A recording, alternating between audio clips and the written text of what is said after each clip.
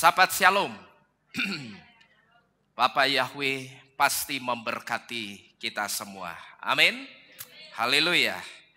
Senang rasanya Bapak Ibu Saudara sekalian, malam ini kita bisa kembali bersama-sama beribadah kepada Tuhan.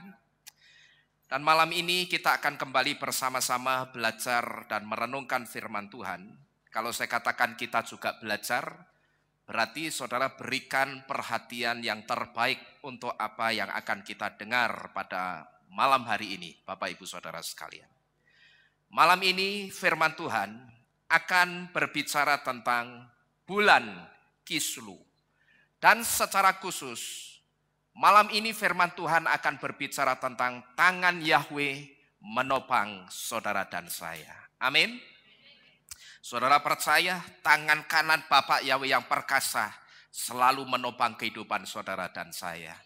Haleluya. Nah Bapak Ibu Saudara sekalian, tidak terasa hari ini kita sudah sampai di bulan Kislu dalam penanggalan Ibrani. Hampir 3 bulan ini saudara, kita menghidupi tahun Ibrani yang baru, yaitu tahun 5783. Atau tahun 5783 itu disebut dengan tahun apa saudara? 5783 sama dengan tahun Gimel. Dan kemarin sore, tepat jam 6 lebih, kita sudah masuk di Rosh Kodesh atau kepala bulan, atau awal dari bulan Kislu atau bulan yang baru. Nah saudara-saudara sekalian, ada beberapa hal tentang bulan Kislu yang harus kita ketahui.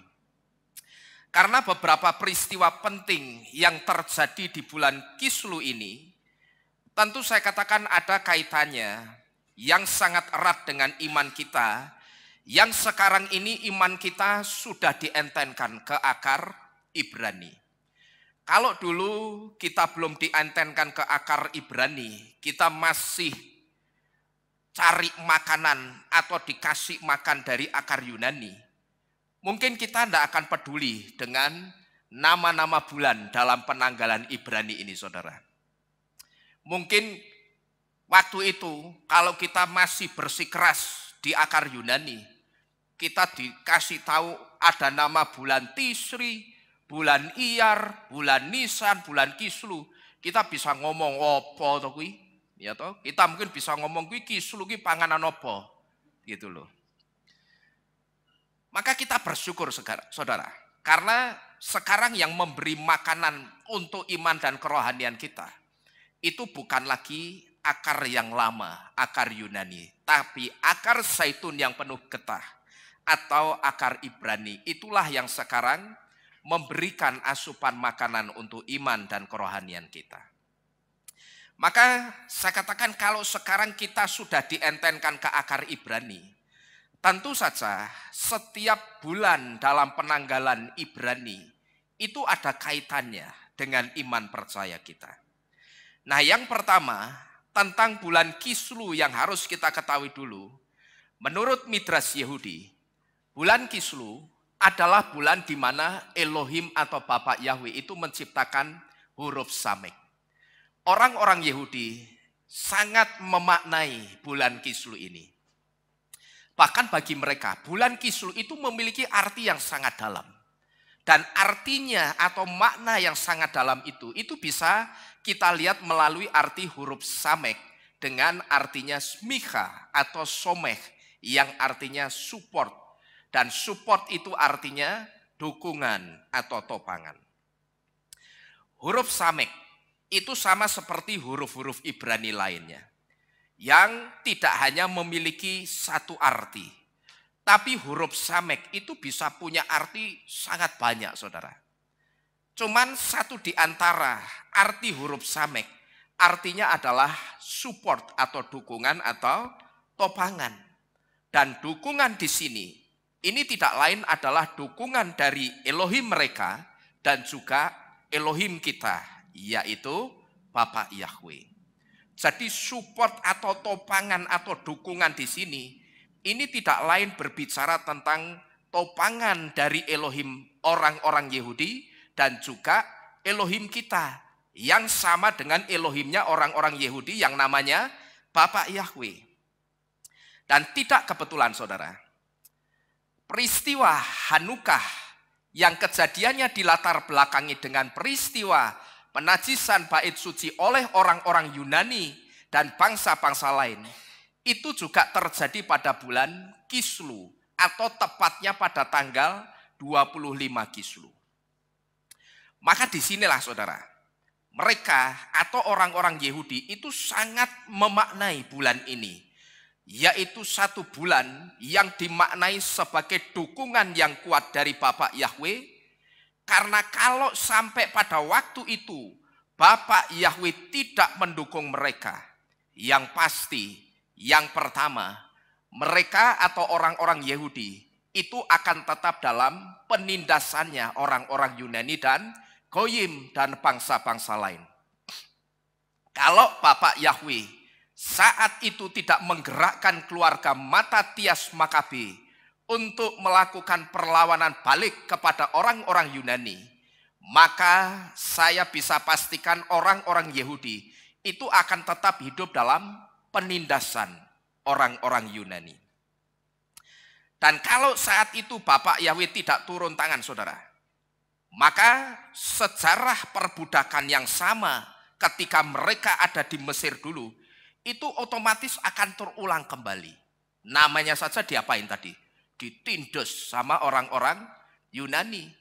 Nah kalau mereka ditindas terus dan Bapak Yahweh itu saat itu tidak turun tangan, maka saya katakan sejarah perbudakan yang sama yang ketika mereka ada di Mesir dulu itu akan otomatis terulang kembali saat itu.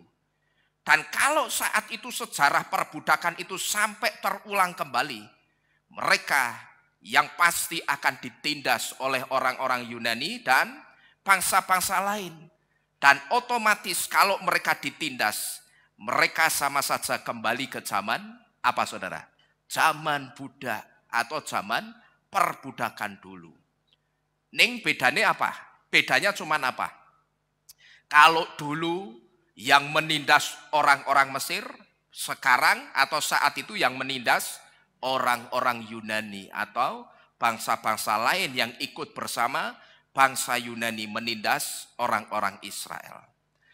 Nah kalau ini dikaitkan dengan kehidupan kita, saudara-saudara sekalian, ini sama halnya dengan kita saudara. Kalau waktu itu Yesua tidak mati untuk menebus jiwa kita, selamanya kita itu akan tetap ada dalam penindasannya setan. Kalau Yesua pada waktu itu dia tidak masuk ke perut bumi 3 hari 3 malam untuk merebut jiwa kita dari tangannya setan, ya selamanya kita itu akan hidup dalam penindasannya setan. Dan yang pasti saudara dan saya tidak akan ada di ruangan ini pada malam hari ini. Tapi kasih setia Bapak Yahweh kepada kita, dia berikan Yesua sehingga malam ini kita bisa ada di tempat ini untuk memuliakan Bapak Yahweh. Jadi Bapak Ibu Saudara sekalian, kalau ini dikaitkan dengan kita sekarang ini sama persis dengan kita. Kalau Yesua waktu itu dia tidak mati menebus jiwa kita, maka selamanya kita itu akan hidup dalam penindasannya setan. Maksudnya apa saudara? Hanukkah disebut juga dengan hari raya terang. Dan Yesua adalah Or Haolam atau terang alam semesta. Hanukkah itu disebut juga dengan festival Kenisah. Tapi juga bisa disebut dengan hari raya terang. Dan ketika sampai di kata-kata hari raya terang ini sempat menimbulkan kerancuan di kalangan kekristenan. Kekristenan yang tidak masuk ke akar Ibrani, tapi hanya tahu sedikit-sedikit tentang akar Ibrani dan merasa sudah tahu sampai tulang-tulangnya. Saya perhatikan kemudian mereka mengatakan apa? Oh, Hanukkah itu Natalnya orang-orang Yahudi. Pertanyaannya sekarang, betulkah Hanukkah itu hari raya Natalnya orang Yahudi? Tidak saudara. Dan yang membuat orang Kristen mengatakan Hanukkah hari Natalnya orang Yahudi itu juga apa? Lilinnya, penyalaan lilinnya. Maka sebetulnya yang benar menorah begini ini. Ini bukan pakai lilin.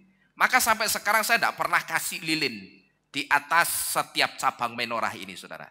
Yang benar di sini ini ada cawan kecil. Boleh transparan atau kuningan boleh. Lalu diisi apa? Minyak zaitun. Nah setelah minyak zaitun dikasih apa? Sumbu. Nah nanti minyak zaitunnya itu akan meresap ke sumbu itu, baru sumbunya disumet. Yang betul seperti itu. Maka karena saya tidak punya minyak zaitun, dan kalau ini diisi minyak zaitun bocor merembes, wis ora usah disumet sih, tidak apa-apa. Yang penting kita ngerti simbol iman kita seperti ini. Dan yang penting kita ngerti bahwa sekalipun orang Yahudi itu juga pakai lilin panjang-panjang, tapi sebetulnya itu tidak tepat. Karena peristiwa Hanukkah dulu, kalau memang pakai lilin bisa, waktu itu keluarganya Yehuda Makabe tidak akan pusing ke sana kemari, saudara, mencari minyak yang kudus, yang masih tahir, yang belum dinajiskan orang-orang Yunani. Mereka kan sampai nyari minyak kemana-mana, dan saat itu mereka menemukan minyak itu. Nah, Hanukkah itu disebut juga dengan hari raya terang. Dan Yesua adalah terang alam semesta ini. Maka di sini ada tulisan apa ini? Yesua our Hanukkah. Yesua itu Hanukkah kami. Gitu loh. Ya, karena apa? Hanukkah yang dikenal dengan hari raya terang, sedangkan Yesua itu juga apa? Terang atas alam semesta ini. Maka di sini dikatakan Yesua our Hanukkah. Jadi dengan kata lain, saudara, terang dari pelita menorah Hanukkah yang disebut dengan Hanukiah, ini namanya Hanukiah, saudara.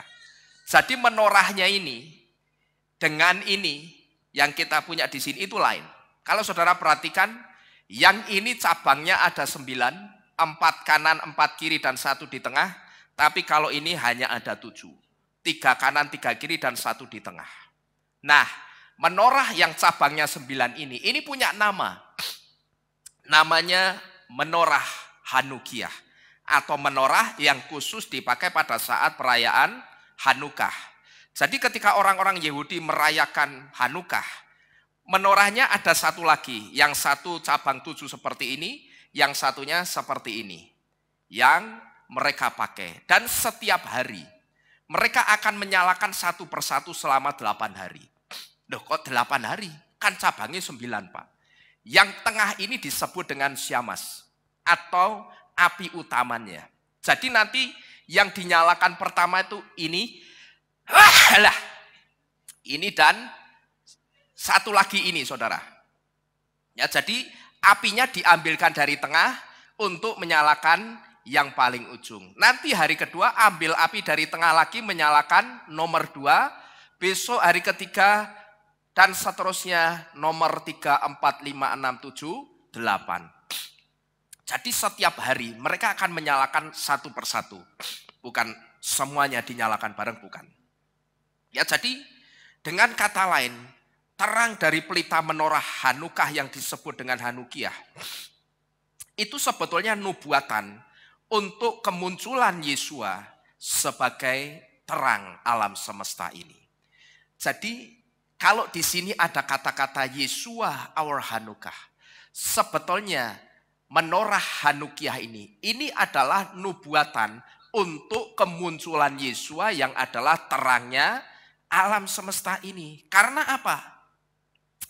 Kalau kita perhatikan di dalam kitab suci, setelah perintah untuk merayakan 7 hari raya di dalam kitab Wayikra atau kitab Imamat pasal ke-23 ayat pertama sampai dengan yang ke-44. Setelah perintah merayakan 7 hari raya di kitab Imamat 23, lalu kalau saudara perhatikan di pasal 24-nya, di situ ada petunjuk untuk menyalakan pelita menorah. Jadi ini berurut-urutan, saudara.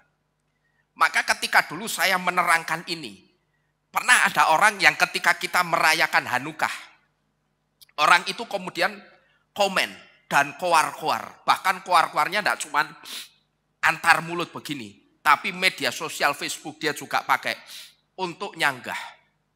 Hanukkah itu kan bukan 7 hari raya. Apa harus dirayakan?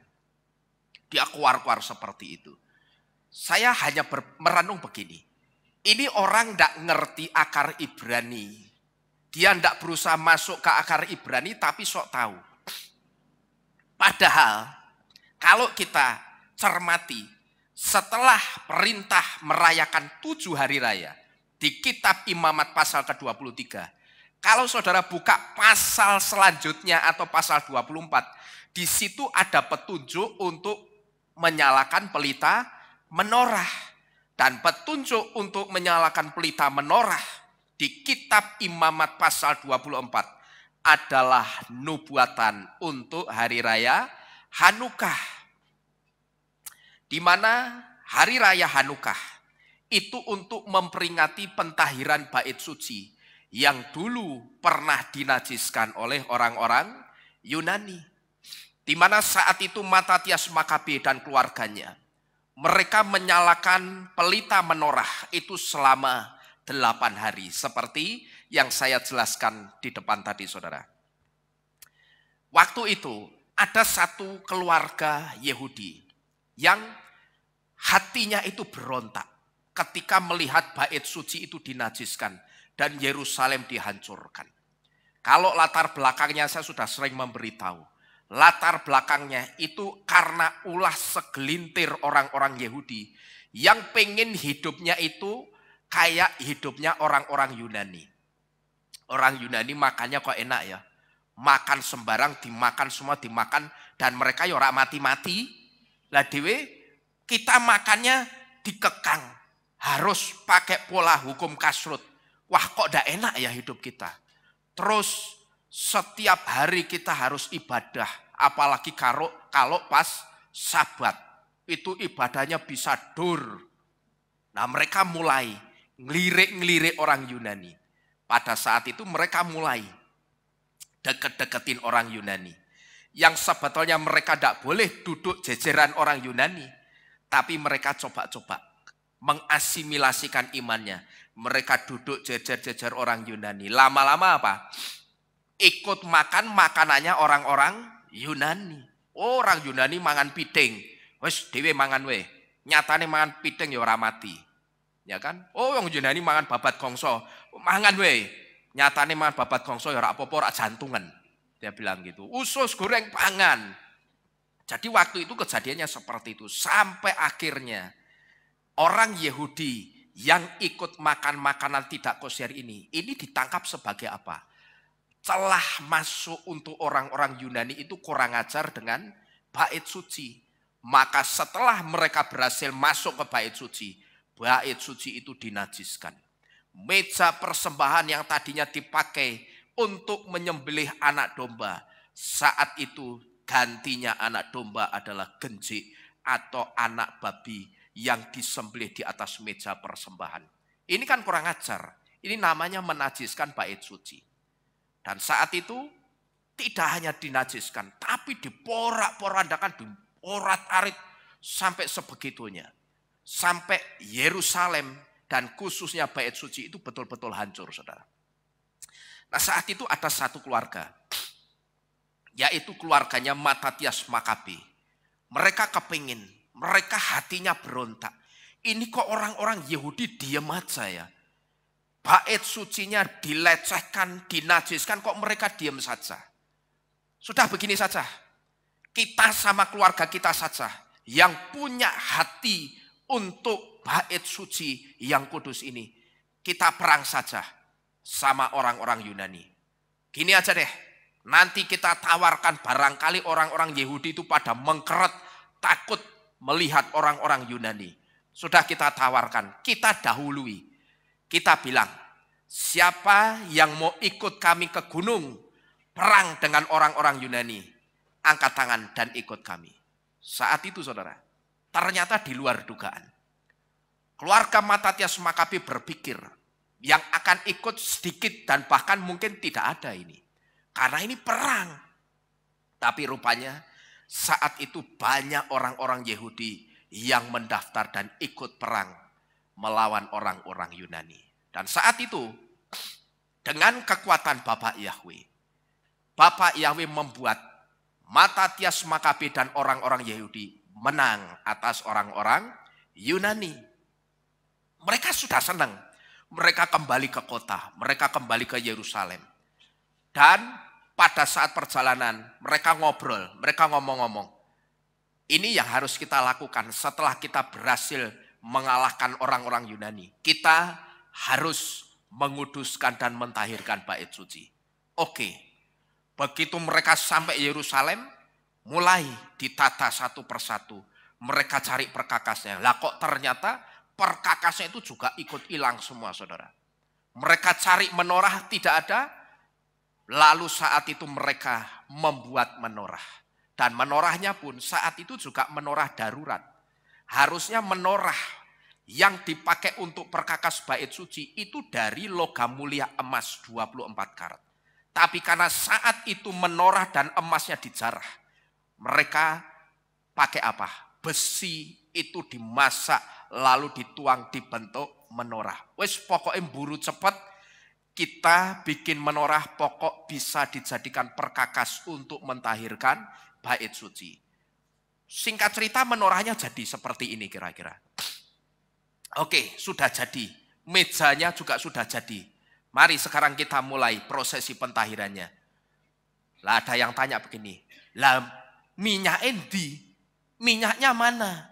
Oh iya, minyaknya lupa. Mereka cari. Mereka cari minyak. Mereka ingat. Dulu sebelum bait suci dihancurkan. Itu kita punya cadangan minyak dalam bejana-bejana yang jumlahnya banyak. Tapi ternyata waktu itu saudara, hampir semua minyak itu tutup segelnya. Sudah buka dan sudah kececeran. Mereka berpikir, kalau sudah kececeran seperti ini mesti sudah dipakai sama orang-orang yang bukan Yahudi. Berarti kalau sudah dipakai sama orang-orang non-Yahudi, itu artinya minyak ini sudah dinajiskan. Wah ini tidak bisa. Kita pakai untuk mentahirkan bait suci. Mereka sempat patah semangat. Tapi ada yang mendorong mereka. Sudah begini. Kan kita ingat dulu minyaknya itu banyak banget. Sekarang kita coba cari minyak lagi. Wah akhirnya 2 eker saudara. Ya puing-puing yang hancur itu 2 eker. Dibukai semua. Sampai akhirnya mereka menemukan 1 bejana penuh minyak zaitun murni yang sudah ditahirkan dan tinggal pakai. Dan itu masih ada segelnya Imam Besar Yohanan. Mulailah mereka masuk dalam prosesi pentahiran. Minyaknya dituang. Dan pada saat hari pertama mereka menyalakan pelita yang pertama. Waktu itu mereka tersadar, wah ini minyaknya cuman 1 bejana tok, 1 botol tok, piye iki? Nah, sedangkan kita kan harus menyalakan menorah itu selama 8 hari. Tidak cukup kalau dipakai menyalakan selama 8 hari. Nah, pada saat itu saudara, mujizat itu terjadi. Minyak 1 bejana penuh yang harusnya hanya bisa dipakai menyalakan pelita menorah 1 hari. Ternyata pelita menorah itu menyala 8-8-nya sampai 8 hari penuh. Maka Hanukah itu juga dikenal dengan peristiwa mujizat minyak. Dan kalau kita perhatikan, tepat di hari raya yang ke-7. Hari raya yang ke-7 itu apa sih yang terakhir berarti? Sukot atau pondok daun atau tabernakel. Dan tepat di hari raya yang ke-7, yaitu hari raya yang terakhir sebelum perintah untuk menyalakan pelita menorah, Yesua sang terang alam semesta itu lahir. Jadi terang dari pelita menorah Hanukah itu adalah nubuatan untuk kemunculan Yesua sang terang alam semesta ini. Jadi ini saudara, api dari menorah Hanukah yang menyala itu sebetulnya menjadi simbol kemunculan sang terang alam semesta yang adalah Yesua. Dan inilah yang saya sebut dengan tangan Bapa Yahweh yang menopang saudara dan saya. Dia berikan Yesua untuk menopang jiwa kita, sehingga jiwa kita sekarang dilepaskan dari penindasan setan. Ini yang tadi saya sebut dengan tangan Bapa Yahweh itu menopang saudara dan saya. Yesua sampai rela masuk ke jurang kebinasaan. Karena apa? Yesua melihat di jurang kebinasaan itu ada yang harus dia selamatkan. Pertanyaannya, siapa yang harus dia selamatkan saat itu? Tidak lain adalah saudara dan saya. Maka Bapak Ibu Saudara sekalian, kalau kita perhatikan, tidak ada manusia, sahabat yang sampai betul-betul rela mati demi kita. Ketika kita sudah mati, keluarga kita akan bertanya kepada sahabat kita. Kamu waktu hidup, itu kan sahabatnya orang ini toh. Sekarang dia mati, kamu tidak mau ikut sekalian mati.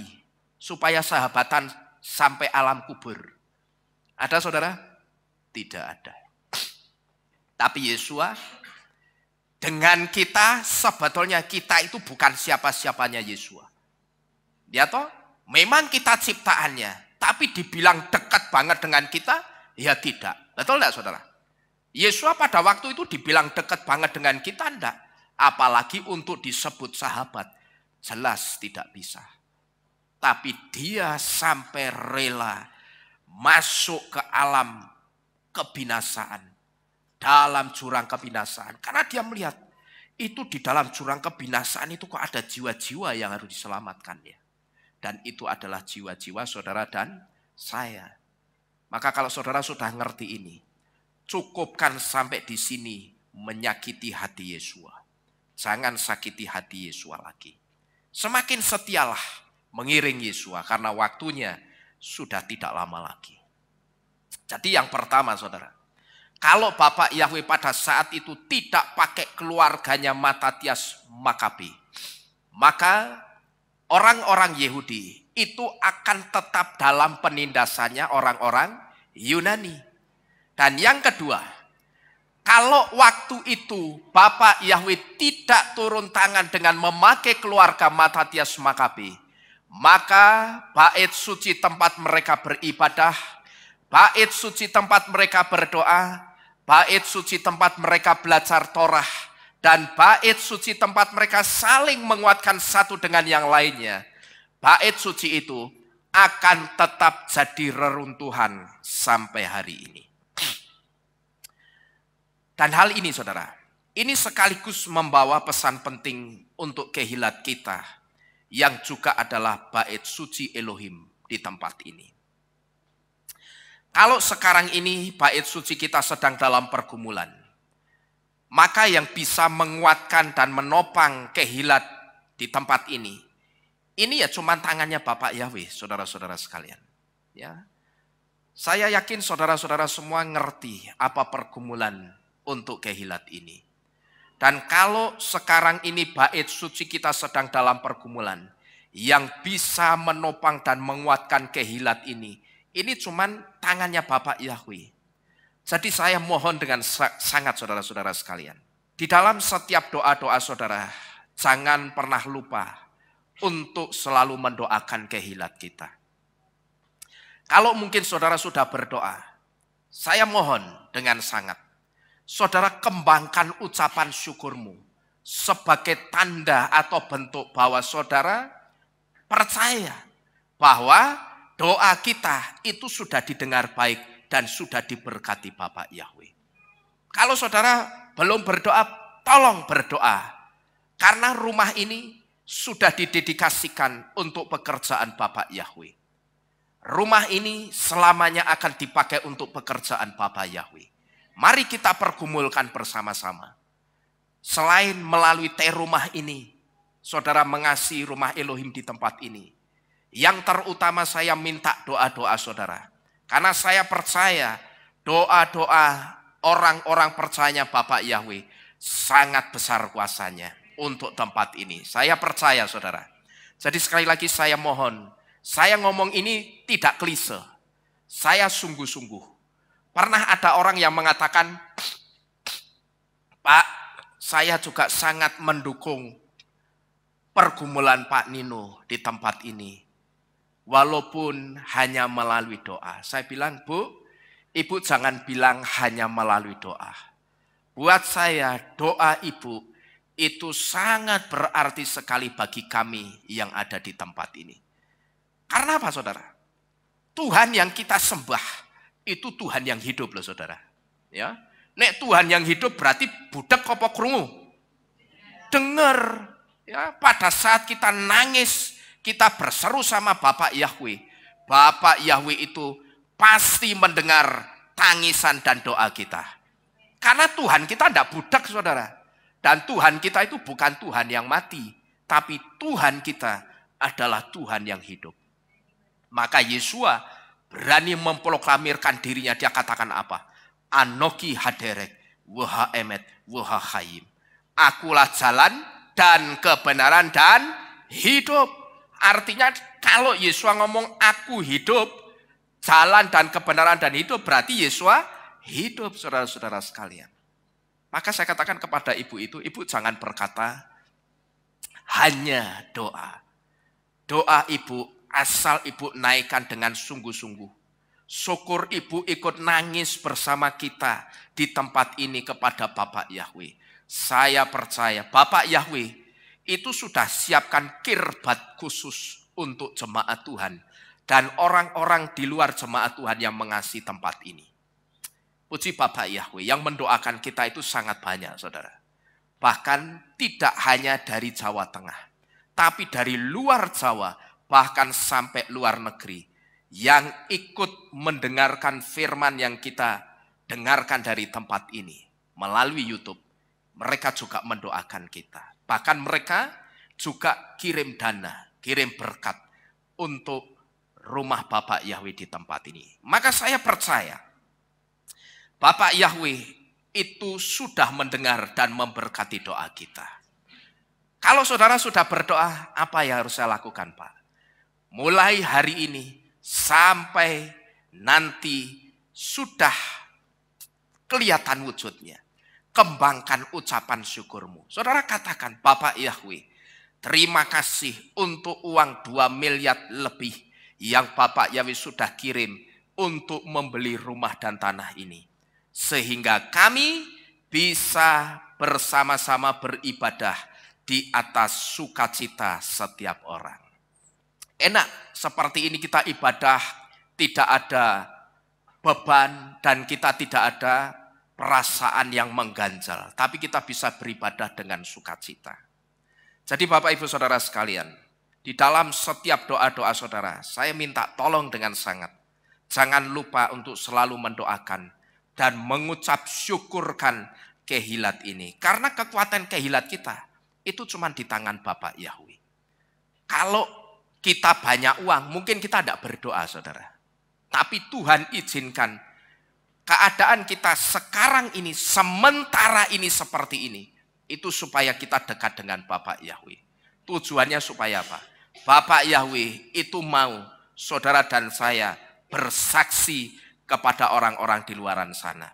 Ini loh, gereja yang dianggap orang kecil, ternyata gereja ini sanggup membeli rumah dan tanah dengan harga yang menurut kacamata orang biasa itu nilai yang fantastis.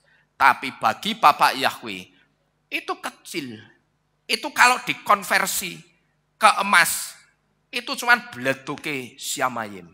Sing setiap hari disapu itu loh. Ya, tinggal itu disapu diburke ke keilat kita, sudah jadi. Ya, tapi sekali lagi tidak hanya saya, saudara yang makan firman dari tempat ini, yang mendapatkan asupan makanan iman dan kerohanian saudara, itu juga harus memikirkan dengan cara satu di antaranya berdoa. Saudara ada berkat lebih, saudara ingin mengasihi keilat ini, saudara bisa letakkan di rumah. Dan saya tidak pernah ngoyak-ngoyak. Ayo setiap bulan, ayo janji iman loh ya. Tidak mau saudara. Karena kalau orang sudah dipatok janji iman, itu belum tentu imannya berjanji. Ngerti saudara? Karena bisa saya sebut juga janji iman itu sebetulnya sihir di dalam gereja.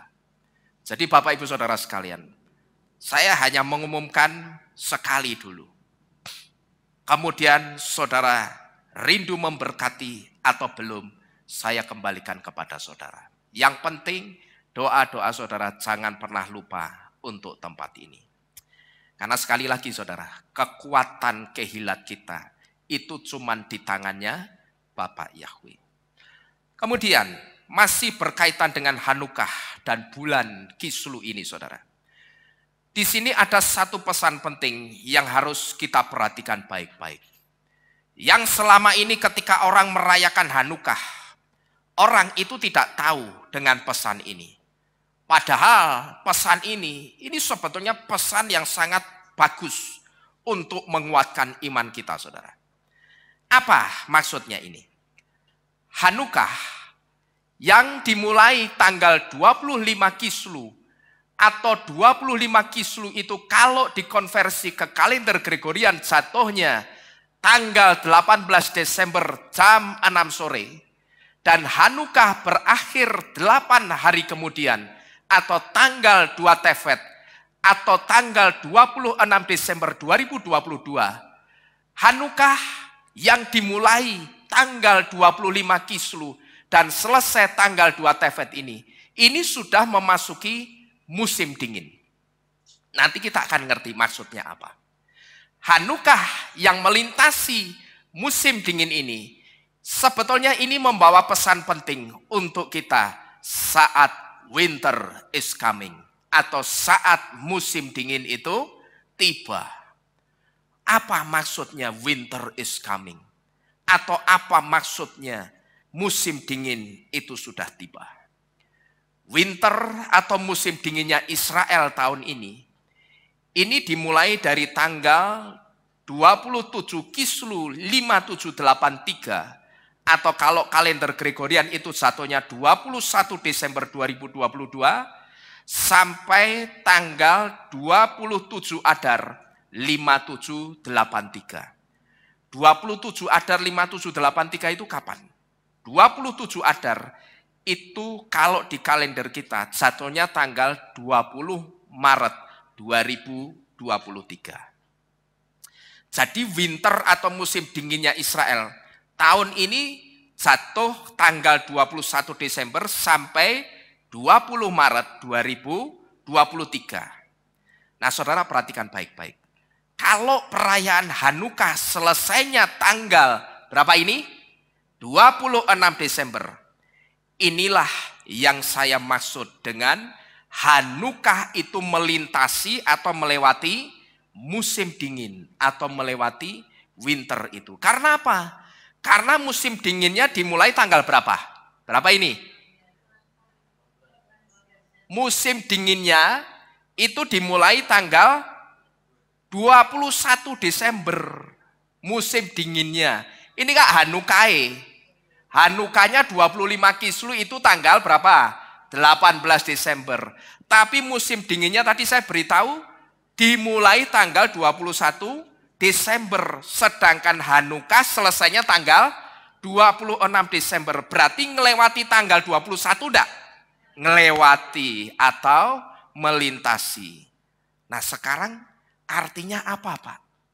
Apa artinya Hanukah yang melintasi atau melewati winter atau musim dingin ini? Kalau saudara mengikuti berita, 4 tahun yang lalu, atau tepatnya sekitar tahun 2018, Presiden Jokowi itu pernah berbicara di depan pemegang otoritas kebijakan dunia. Kalau tidak salah, waktu itu dalam acara tahunan IMF dan World Bank yang diselenggarakan juga di Bali kalau tidak salah. Sama seperti KTT G20 yang baru saja kemarin saudara. Jadi 4 tahun yang lalu Pak Jokowi itu pernah bicara di depan pemegang otoritas kebijakan dunia yang menentukan bagaimana ekonomi dunia ini ke depannya. Nah, waktu itu saudara, di sela-sela pidatonya, Presiden Jokowi itu mengutip tema dari film Game of Thrones. Dan temanya yang dikutip Pak Jokowi waktu itu adalah Winter is coming. Yang artinya musim dingin telah tiba. Maksudnya apa Pak Jokowi mengatakan ini? Maksudnya Presiden Jokowi mengatakan winter is coming yang diarahkan untuk kondisi perekonomian dunia ke depan. Karena pada waktu itu dilihat kondisi perekonomian dunia saat ini itu sangat banyak sekali masalahnya saudara. Dan pada waktu itu juga dilihat banyak ancaman yang membayangi perekonomian global. Seperti ancaman perang dagang, seperti ancaman kenaikan suku bunga, dan sebagainya. Dan kalau kita menyimak berita-berita waktu-waktu ini, perhatikan ini baik-baik. Bukankah sudah diramalkan bahwa tahun 2023 dunia akan mengalami resesi besar-besaran? Saudara masih ingat? Sudah diramalkan tahun 2023 dunia itu akan mengalami resesi besar-besaran. Dan resesi tahun 2023 yang diramalkan sekarang ini, itulah winter is coming-nya. Atau musim dinginnya yang sebentar lagi tiba. Bapak Ibu Saudara sekalian. Terus kalau winter is coming dan musim dingin dalam tanda kutip itu betul-betul tiba, atau musim dingin untuk perekonomian dunia itu betul-betul tiba, kira-kira apa yang akan terjadi? Diprediksi perekonomian dunia itu diramalkan akan freeze atau membeku, bahkan mungkin bisa hancur karena dunia sedang tohu wafohu. Apa itu tohu wafohu? Tohu wafohu itu sedang tidak berbentuk dalam tanda kutip. Artinya ekonomi dunia yang saking morat-maritnya itu sampai disebut atau saya sebut dengan istilah tohu wafohu dalam bahasa Ibrani. Tohu wafohu itu sedang tidak berbentuk atau sedang kacau balau. Jadi kalau kita perhatikan, ini begitu mengerikan nanti saudara, apa yang akan terjadi di masa-masa yang akan datang. Nah, lalu apa pesan pentingnya untuk kita ke depan? Pesan pentingnya adalah jangan takut dengan apa yang akan terjadi di depan. Amin. Jangan kita takut dengan apa yang akan terjadi di depan. Karena apa? Karena sebelum ada ontran-ontran resesi akan terjadi di 2023, sebelum Pak Jokowi atau jauh sebelum Pak Jokowi itu mengatakan winter is coming atau musim dingin telah tiba. Jauh sebelum ada ontran-ontran seperti ini, Torah itu sudah terlebih dahulu memberitahu kita, saudara. Torah mengatakan apa? Tidak ada pertanda yang baik untuk tahun-tahun dunia ini di waktu yang akan datang. Maka jauh sebelum Pak Jokowi mengatakan winter is coming, dan jauh sebelum sekarang ini, akhir-akhir ini ada ontran-ontran 2023 gelap, resesi 2023. Torah itu sudah ngomong dulu, sejak dulu. Nah sekarang saudara tangkap baik-baik. Kalau sekarang ontran-ontran itu bahkan yang mengatakan ontran-ontran 2023 gelap, 2023 resesi, itu bukan orang percaya Bapak Yahweh. Perhatikan baik-baik. Berarti apa yang dikatakan Torah digenapi enggak saudara? Digenapi. Hati-hati.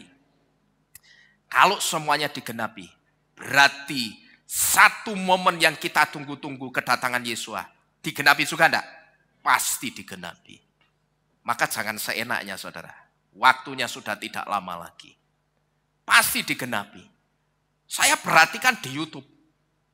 Saya bisa memperkirakan orang-orang yang bikin konten 2023 gelap, resesi 2023, 2023 dunia hancur.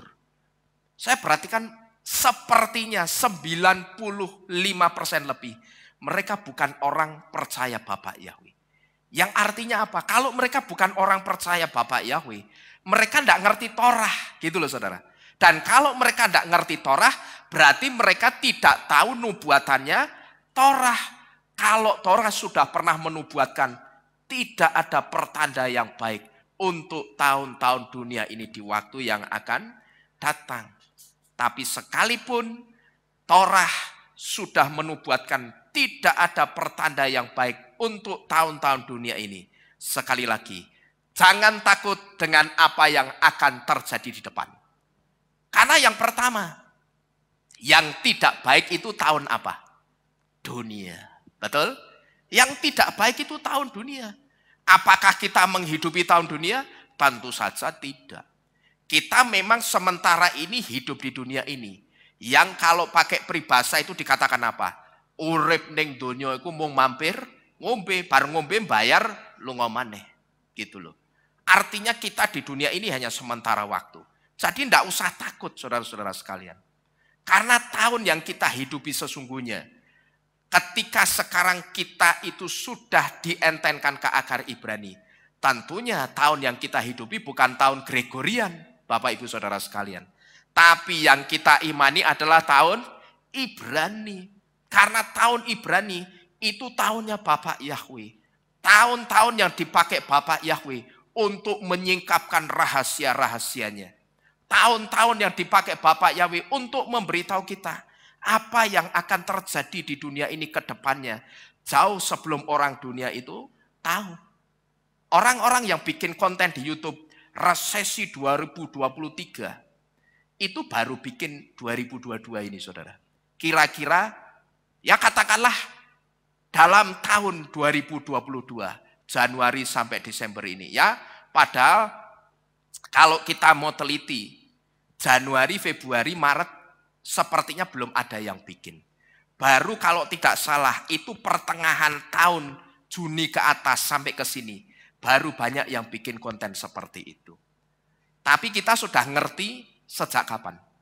Berapa tahun yang lalu saya sudah sering ngomong di sini. 5 atau 7 tahun yang lalu saya sudah sering ngomong di sini. Bahwa tidak ada pertanda yang baik untuk tahun-tahun dunia ini di waktu yang akan datang. Ning beda kalimatnya. Kalau dulu tidak ada pertanda yang baik untuk tahun-tahun dunia di waktu yang akan datang, sekarang temanya apa? Resesi 2023. 2023 gelap, katanya seperti itu. Tapi sekali lagi, sekalipun dunia ini mengatakan 2023 gelap, jangan kita takut dengan apa yang akan terjadi di depan. Karena apa?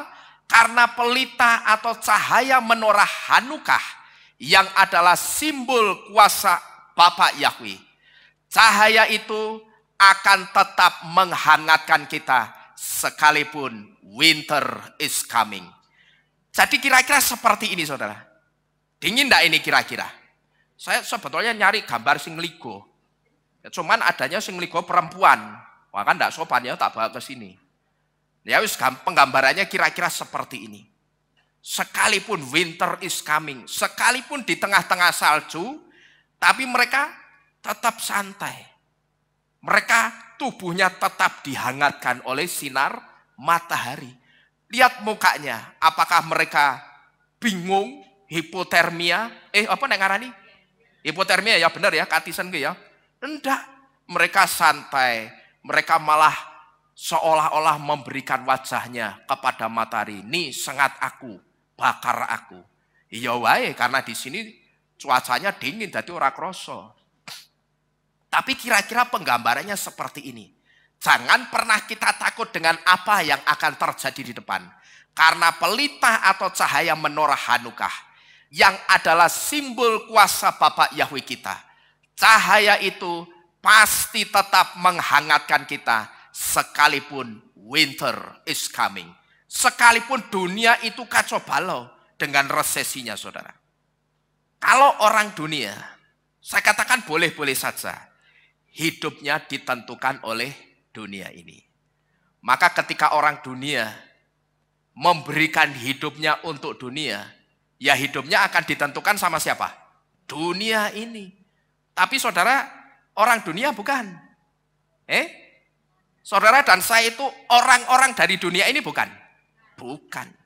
Kita hanya tinggal di dunia ini, tapi kita bukan berasal dari dunia ini. Karena kita itu generasi-generasinya Syamayim, saudara-saudara sekalian. Kalau orang dunia, saya katakan boleh-boleh saja hidupnya ditentukan oleh dunia. Maka kalau orang dunia itu hidupnya ditentukan oleh dunia, begitu bensin mundak, mesti apa? Protes. Ya toh? Bensin mundak ming pira toh sih kemarin? 2000 berapa itu? Ya cuma 2000-an wis keluar sudah protes. Kalau saya, saudara, saya punya pemikiran yang berbeda. Selama saya beli barang itu dan barang yang saya beli itu saya tidak bisa buat sendiri, berapapun harganya buat saya murah. Katakanlah apa? Keyboard ini ya. Katakanlah keyboard ini harganya 15 juta. Kalau saya bisa bikin keyboard ini ya saya akan ngomong, oh larangnya koyong ini. Oh barang kok ini plastik dong ini kok ora bejaji ini. Cuma nopo ki? Kasa nyamuk. Golek apa meneh? Ki bolongan semut, kabel plastik. Kok ngene kok 15 juta cap goti yo. Lah apa? Kalau saya bisa bikin, saya akan ngomong begitu. Tapi selama saya tidak bisa bikin, ini mau harganya 100 juta, saya akan tetap berkata murah. Karena apa, saudara? Perhatikan baik-baik. Jangan sekali-kali mulut kita itu ngomong mahal. Ya. Karena begitu saudara ngomong mahal, mental saudara itu akan diblok. Apa? Larang. Ya wis, sampai kapanpun kamu tidak akan pernah bisa memiliki barang itu. Kalau harganya tinggi, kita masih bisa naik tangga. Betul enggak? Untuk mencapai barang itu. Tapi kalau kita murah, Ken Yehirotson, terjadilah suatu saat kamu punya barang itu. Jadi jangan, hati-hati, ubah kata-kata kita. Ke pasar, berambang, nek ngenyang 50 rupiah, sampai bakule ngamuk. Terkadang saya mikir, ki mental-mental kere sajane ya. Terkadang saya perhatikan orang nawar, sampai ridi 20 rupiah. Bahkan saya ingat, saudara, ya saya jadi ingat ini. Saya pernah diomongi orang, ya di bawah situ.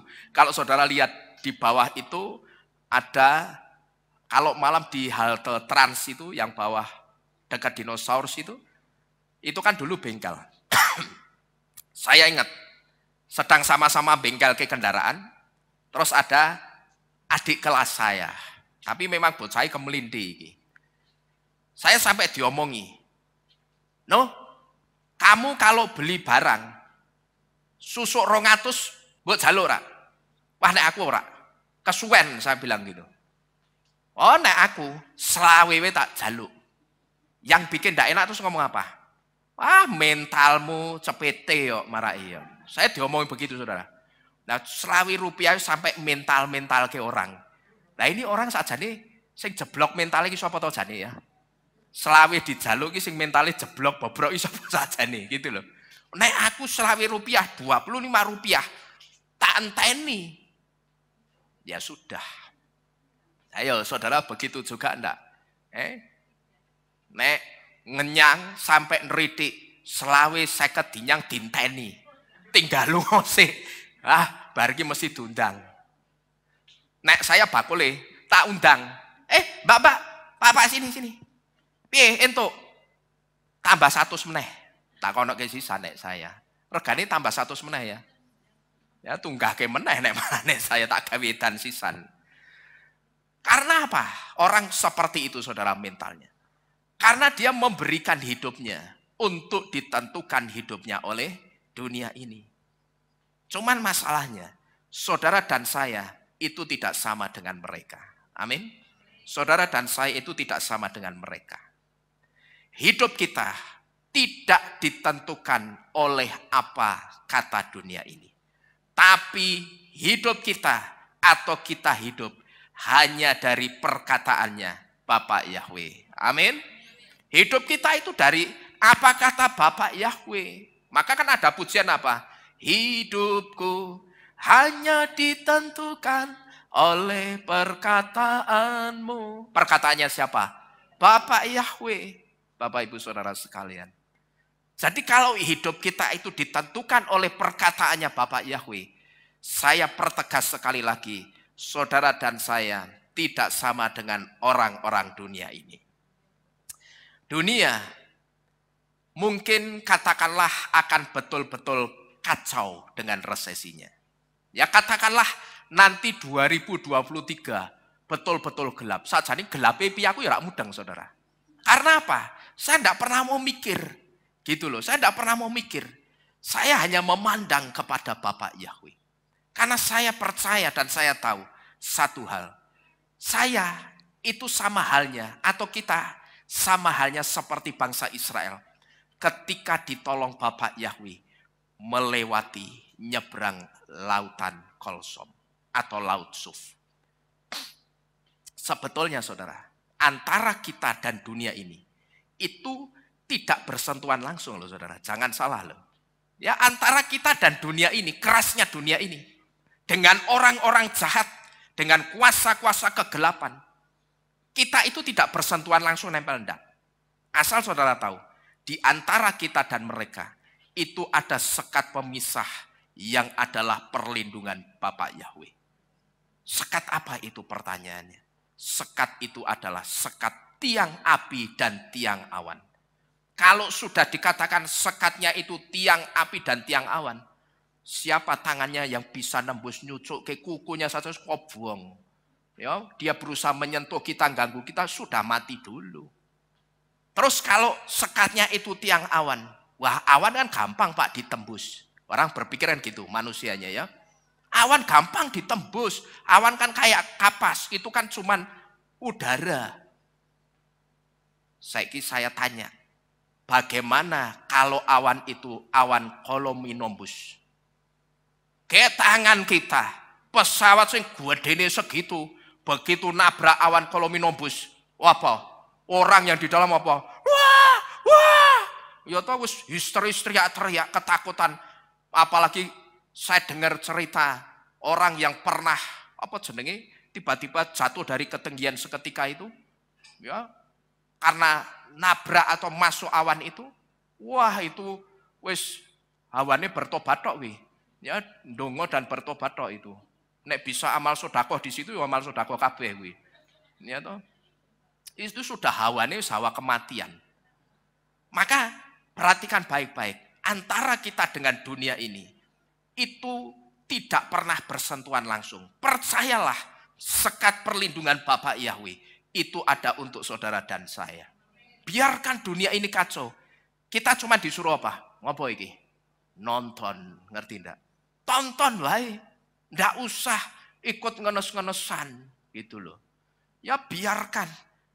Dan dunia ini mungkin akan betul-betul kacau dengan resesinya. Tapi perhatikan baik-baik.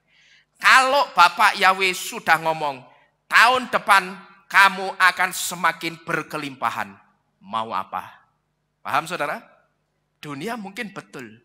Tahun depan akan resesi. Akan gelap.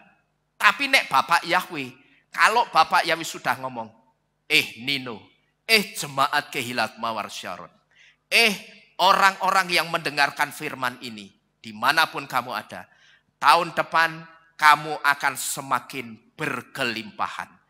Kita mau apa saudara? Apa kita mau ngomong, oh jangan Bapak Yahweh, ya ora enak karo liyane sing apa jenenge terdampak resesi, biar saja. Gitu loh. Wong mereka ndak mau percaya sama Bapak Yahweh kita kok. Ya toh? Kalau mereka mau percaya, saya percaya.